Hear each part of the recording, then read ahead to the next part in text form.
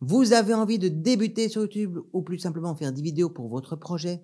Alors vous êtes au bon endroit. Bonjour, je suis Olivier, formateur, coach et consultant spécialisé en marketing digital. Mon métier est d'aider les entreprises à avoir plus de visibilité grâce au web. Dans cette vidéo, je vais vous parler de la manière la plus simple possible de caméra que vous pouvez utiliser pour créer des vidéos YouTube ou pour vos réseaux sociaux pour un budget avoisinant les 500 €. Alors, attention, je ne vais parler que de caméras que j'ai eu l'occasion de prendre en main et de tester. Je ne vais ni parler de son ni de lumière, deux éléments très importants quand on fait de la vidéo. Trêve de bavardage, on va commencer de suite.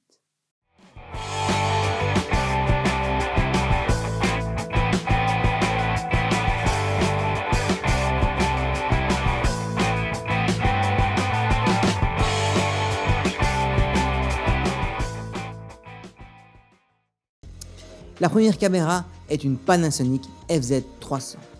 C'est une très chouette caméra pour commencer cette sélection. Elle est à la fois simple et polyvalente et elle possède un zoom 24 fois qui est totalement stabilisé. Ce que j'aime bien sur cette caméra, c'est qu'il ne faut pas changer l'objectif pour zoomer. Quand on débute ou que l'on veut quelque chose de simple d'utilisation et de pas trop encombrant, c'est un vrai plus. De plus, elle a une entrée micro et un écran que vous pouvez mettre en mode selfie, ce qui vous permet de vous filmer en face caméra ou de faire des prises de vue plus créatives. Pour son prix, la FZ300 s'en sort pas trop mal en basse lumière.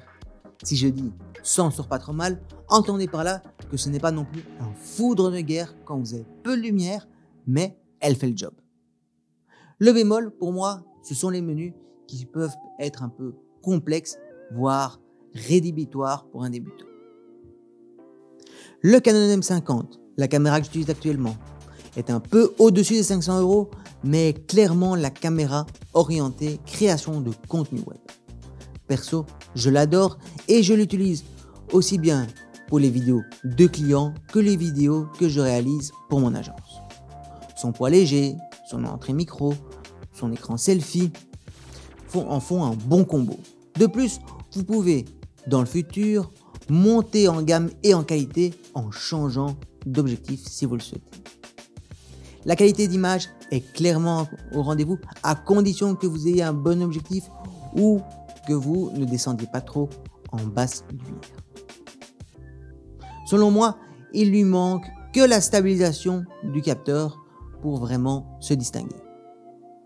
Alors, son excellent rapport qualité-prix, sa compacité et son poids faible en font un très bon allié.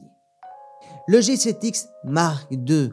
Alors, vous avez peut-être vu ma vidéo sur le G7X Mark III qui m'a séduit et que je conseille très régulièrement, que ce soit en formation ou en coaching. Toutefois, il est un peu trop onéreux pour cette sélection. C'est pourquoi je vous conseille son prédécesseur, le G7X Mark II. Un appareil photo et vidéo qui tient dans la poche. Son prix est un peu supérieur à 500 €, mais le jeu en vaut clairement la chandelle.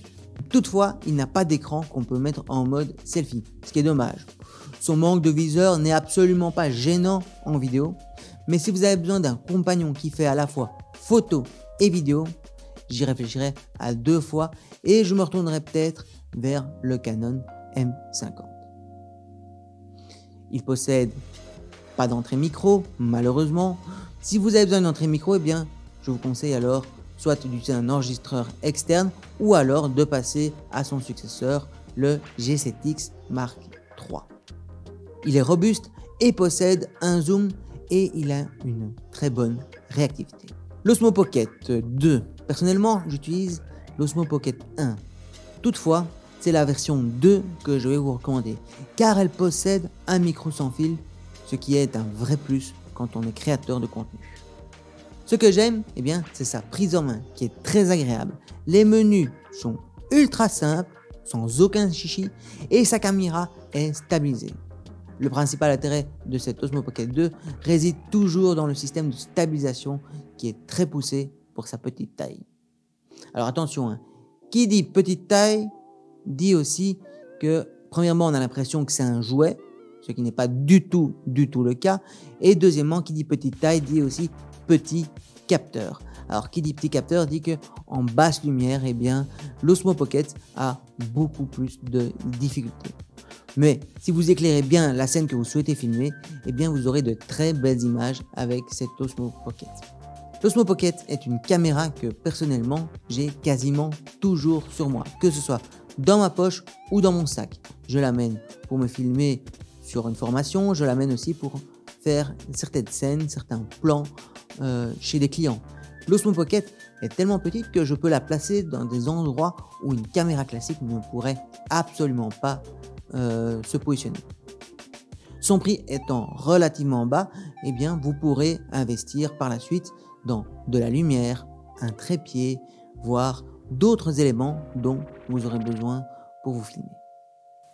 Si vous avez envie d'aller plus loin dans les options qui sont proposées directement par l'Osmo Pocket, eh bien il vous suffit de brancher votre Osmo Pocket à votre smartphone et d'ouvrir l'application qui est dédiée. Vous aurez accès à une multitude d'options supplémentaires qui feront de cette caméra un réel outil de création de vidéos ultra performant. Alors la dernière caméra que je vais vous recommander, c'est votre smartphone. Alors je ne vais pas recommander un smartphone en particulier, je vais clairement recommander le smartphone que vous avez déjà. Car oui, quand on commence la vidéo, on ne sait pas, 1, si ça va nous plaire, 2, si on va avoir le temps d'en faire régulièrement. C'est pourquoi utiliser son smartphone est une bonne solution parce que vous en avez déjà un. Et tout smartphone qui a moins de 5 ans peut clairement aujourd'hui faire de bonnes vidéos que vous pouvez utiliser aussi bien pour vos réseaux sociaux que pour YouTube. Donc ne vous en privez pas. Personnellement, j'utilise régulièrement mon smartphone pour faire des vidéos. J'utilise même un de mes anciens smartphones pour faire de la vidéo, mon iPhone 4S. L'iPhone 4S qui est un smartphone qui est sorti en 2011. Vous aurez beau avoir la meilleure caméra du monde, si vous ne savez pas l'utiliser ou que vous n'avez pas la bonne lumière, votre image semblera toujours de mauvaise qualité. Et bien sûr, comme vous aurez dépensé 0 € puisque le smartphone vous l'avez déjà, eh bien vous pourrez dépenser de l'argent dans d'autres choses comme un micro, de la lumière, un stabilisateur ou tout autre type d'accessoires dont vous aurez besoin. N'oubliez pas la chose suivante. Essayez dans la mesure du possible de prendre une caméra qui est relativement légère. Pourquoi ? Parce qu'une caméra qui est lourde est une caméra qui va rester dans un placard et qui va prendre la poussière, donc que vous n'utiliserez pas et vous aurez dépensé de l'argent inutile. Merci d'avoir regardé cette vidéo. À bientôt!